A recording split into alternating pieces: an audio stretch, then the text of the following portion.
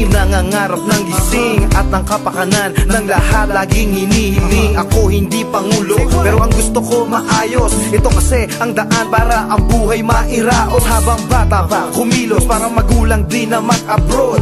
Kumayad hanggang sila'y maging ugod-ugod. Pagod ako sa ingay, sa digmaan dyan sa Mindanao. Sana mag-usap-usap tayo nang walang sumisigaw. Ikaw, masdan mo ang mga bata, ang mga musmos, sa halip na maglaro ng lilimos sa lansangan.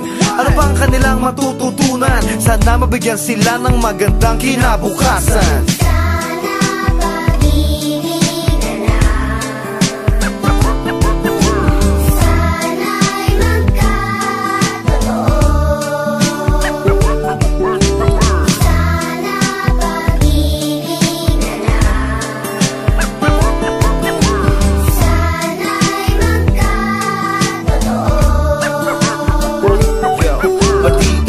Ang ating tingin, wala ka bang napapansin? Tayong laman ng CNN at ng Time Magazine. Sinong dapat mag-resign para sanang EDSA shrine? Di ba mapipigil ang pagtaas sa atin ng crime? Ba't di magkasundo mga anti at pro? Sana matigil na, matapos na itong gulo ng mga tao laban sa sistema. Elitista kontra sa masa at ang kontrobersiya ng simbahan at ng industriya. Pelikula at musika, politika at ang konstitusyon. Dapat bang magtalo pati na sa ating relihiyon? Nag-iisa ang Diyos, sana ipagdasal ninyo na magkasundo bago maglaho ang ating mundo.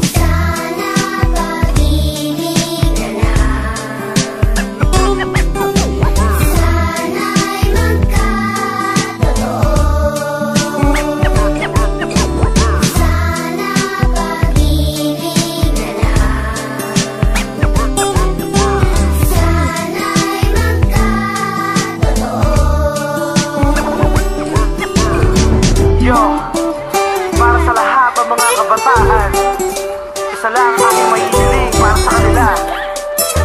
Sana magkaroon sila lahat ng magandang kinabukasan. If I could change the world, I will. Ako ang susupil, isa-isang itatakwil lahat ng masama sa mundo na nilikha.